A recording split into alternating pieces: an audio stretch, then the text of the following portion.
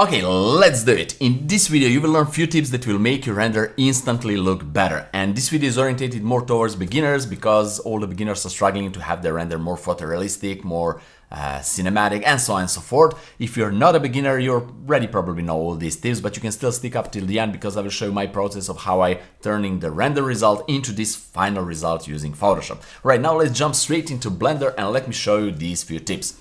First of all, this is the same scene that I made. And it's made in cycles. You're looking at a live view right now, so it's a little bit slower. The story behind this is that these two astronauts are landed on some foreigner Earth-like planet with a bunch of vegetation. This is a jungle with a swamp, and they found a abandoned spaceship in the middle of the jungle, and they are exploring the ways to start it up and maybe fly away with this, and so on and so forth. So this scene is made with few things. I have a spaceship and the astronaut that I purchased from CG Trader, and also I have the forest, which is the biggest thing right here. And this forest is amazing. I really love it. It's done by an add-on that is called Forest Generator. I will leave the link down in the description if you want to get it from Blender Market. I just love it.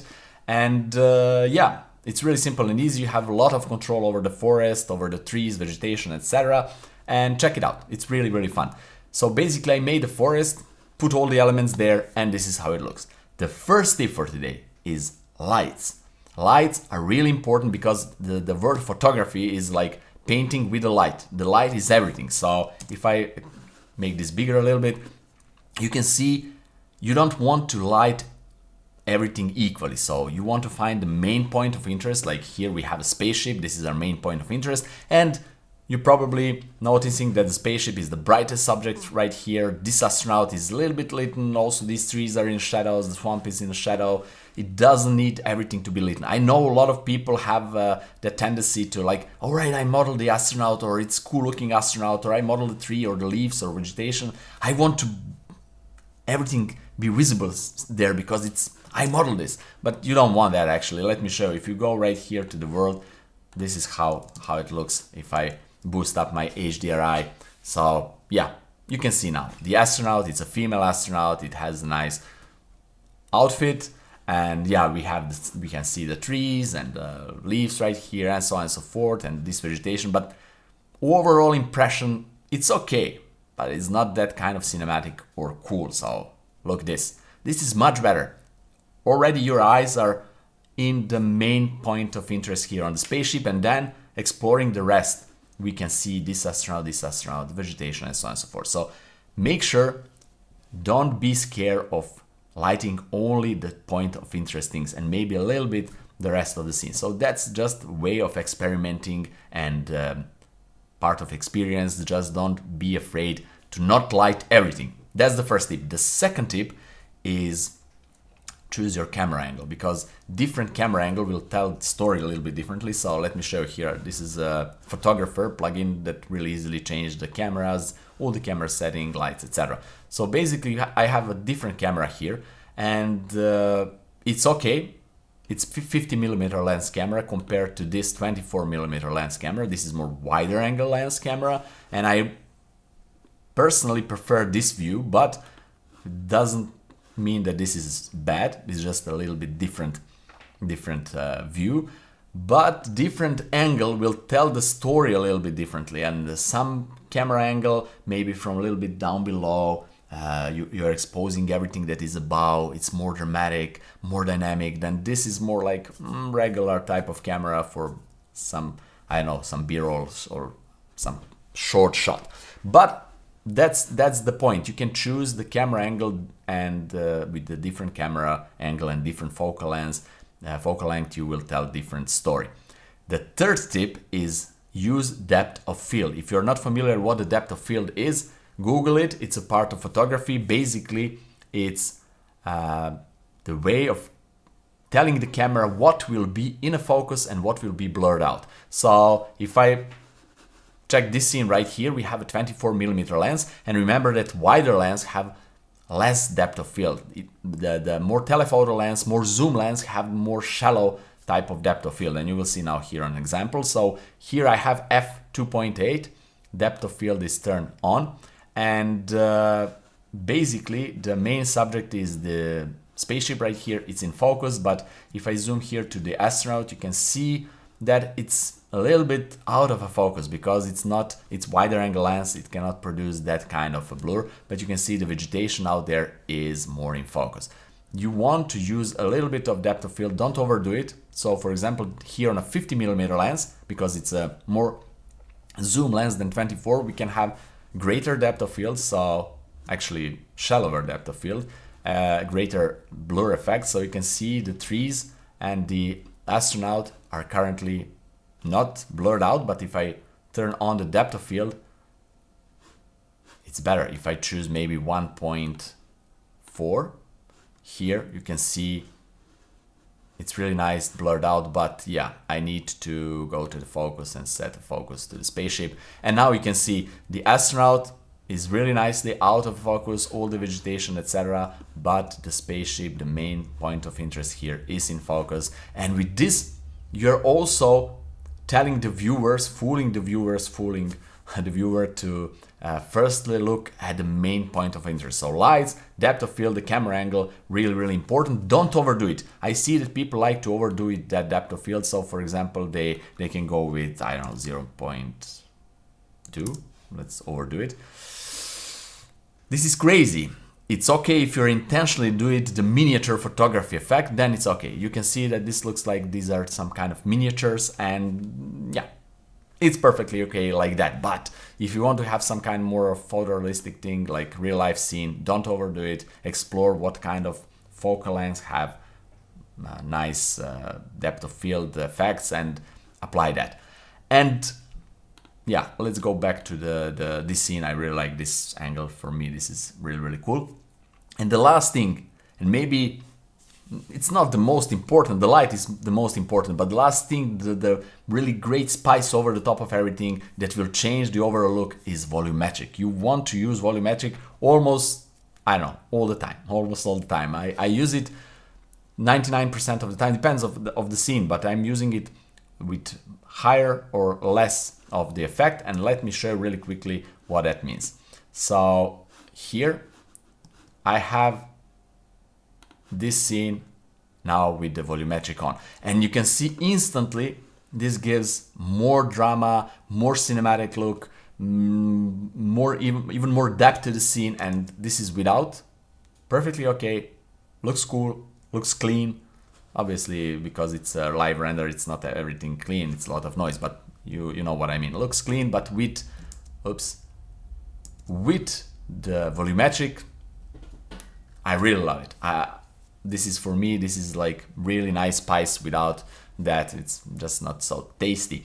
Let me show you how to set up this volumetric. It's really simple and easy. So basically what you need is the cube.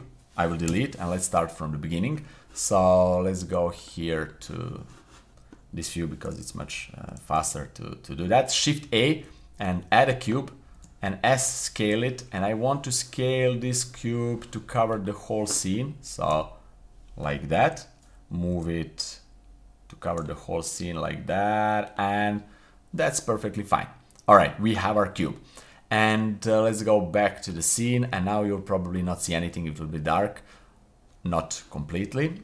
Okay, it's a little bit darker, but now we need to add material to the cube. So select the cube, go here to the object and add a new material, and you want to delete this principal BSDF shader. You don't need it, but you want with the Shift A to add either principal volume or volume scatter. I will show you with both of these to see the difference. Volume scatter has less options, only two that are the most important, and the principal volume has a lot more options here, and let me show you the difference.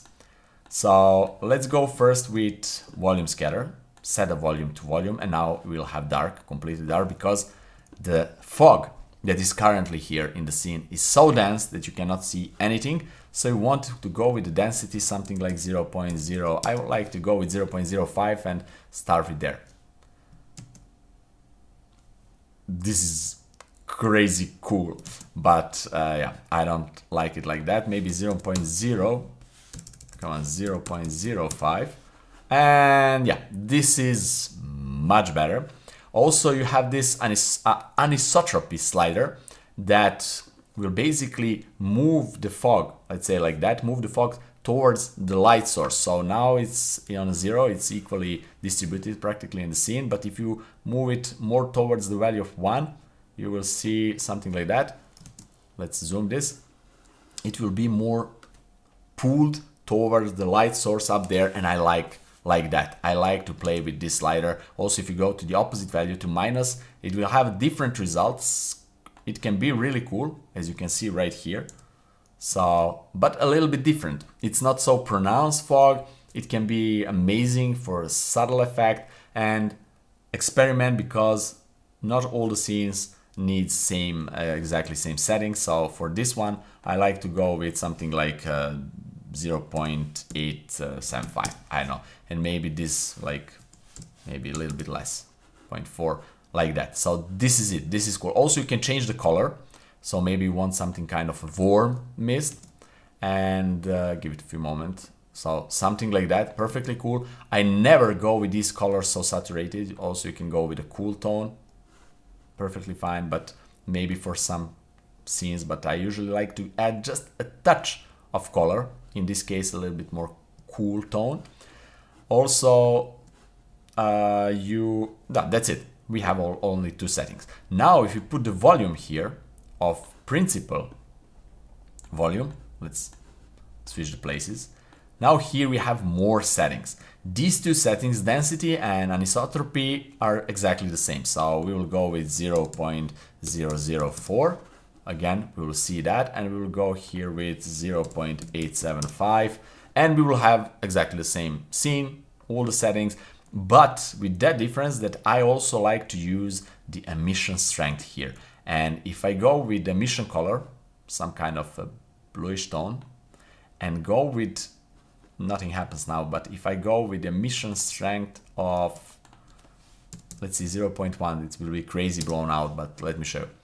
We have really cool effect, totally different effect, but obviously this is too much. If you go with 0.01, again, it's too much, but still we have that cool atmosphere here. And for some scenes, this is amazing. Not for this one, but for some scenes, this is really, really cool. I want to go even lower, 0.001, and yeah, you can see beautiful. You can, let me zoom out, zoom in this. You can see that bluish tint of atmosphere in the scene. We have the God rays, light rays here.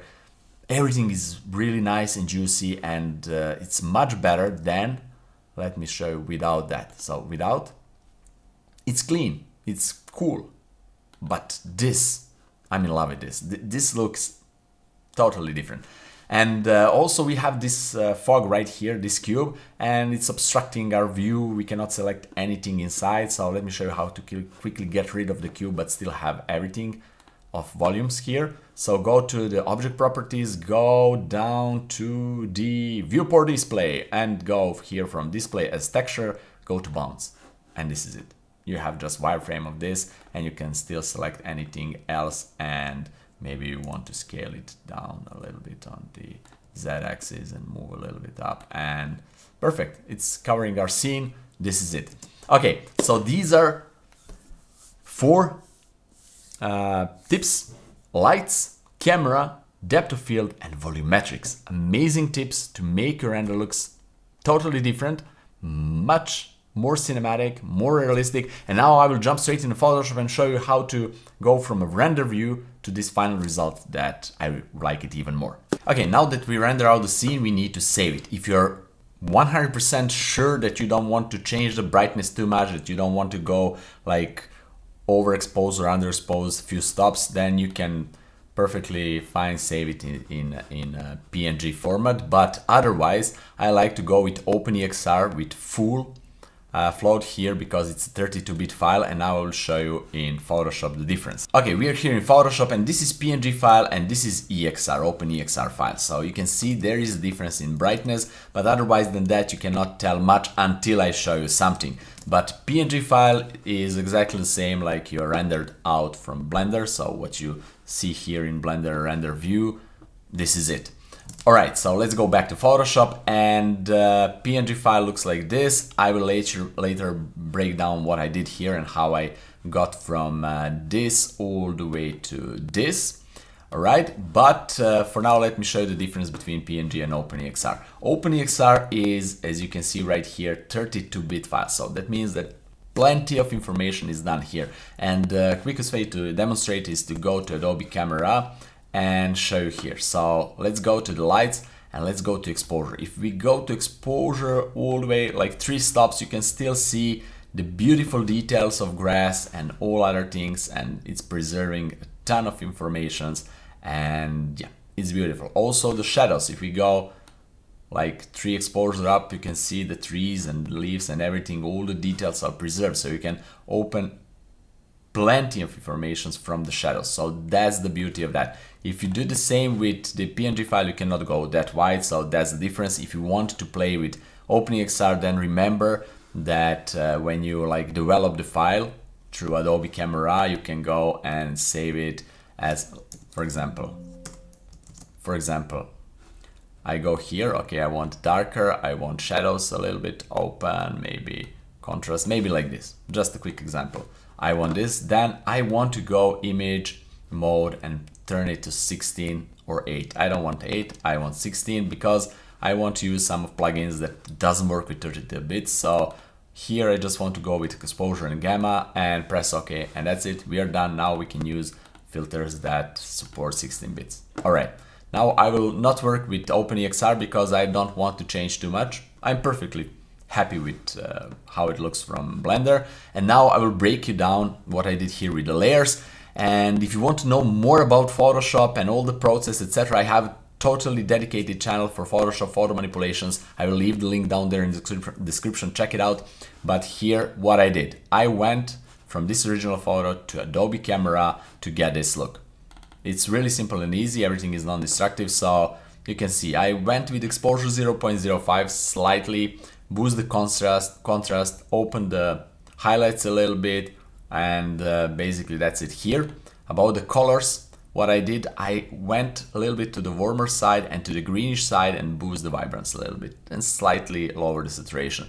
And with the effects, I love to play with vignetting, so I love to add this kind of effect. And also I love to feather it, otherwise you will have like really harsh edge here. I don't want that, so feather it. Also the color mixer, this is a new tool in Photoshop and Lightroom, and I have full tutorial dedicated on this. I played with certain tones and I can isolate those tones and just move them and play with them. So for example, I went from these greens to these greens, etc., lower the saturation on these greens, and so on and so forth. A lot of things, and also a little bit of calibration, just a slightly touch for this image. For every image is different, and this is what I did. Then I used Oniric. Okay, this is a plugin for adding a glow to your image. So it's amazing. Plugin from my friend Mario. Obviously you can do that glow effect in Blender in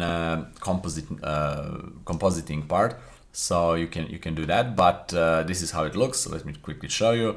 So you can choose the amount of threshold, what you want to be affected by the glow. So you can see crazy thing, you can choose the glow color to be white or to have any color that you choose here, and so on and so forth. And you can later play in Photoshop and add the hue saturation adjustment layer and also play with color. I desaturated it a bit, and that's it. Then I just merge everything into one layer and use Pro Contrast. You can see just a slightly contrast from Nik Color FX Pro. That's a plugin that I use all the time. So Nik Collections, Nik Color FX Pro and Nik Analog FX are two plugins that I love. So from Nik Analog FX here, I just added again a little bit more contrast and a little bit more, a little bit more vignette out there, and then merge everything together and go back to Nik Analog FX Pro and add chromatic aberration. So let me show you here. See, before and after, just a little bit of that chromatic aberration that is a camera imperfection that I really love to do, and then merge again everything together, and as a final result, let me show you, I added a grain. You can add film grain in Photoshop too as a noise. You can go to camera and add it as a grain. There are so many things, but I personally love this Nik Color FX Pro plugin because it's simple and easy, and there are plenty of effects there that we can use. So I love this film grain. Now I'm on wrong layer. but it doesn't matter.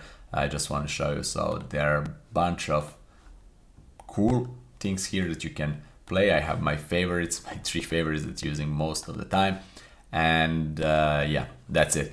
And after that, I saw that this red tone is too much, so I want to desaturate it, and I use hue and saturation adjustment layer with just red and desaturate it. And here we have the final result. So let me show you. This is before, straight from Blender. This is after from Photoshop. I think this is beautiful. Also, what we can do is to crop it to make like more like anamorphic scene, kind of something like this, really wide scene, and this looks even more beautiful. And again, before and after, before and after. Right guys, let me know down there in the comments what you think about these tips and this post-production Photoshop, and I'm really curious, what do you use for post-processing your renders and how do you use it? So write me down there in the comments, and if you like this video, press the like button, share it with your friends, and don't forget to subscribe in case you're not already, and also check out my next video, and see you next time. Bye bye.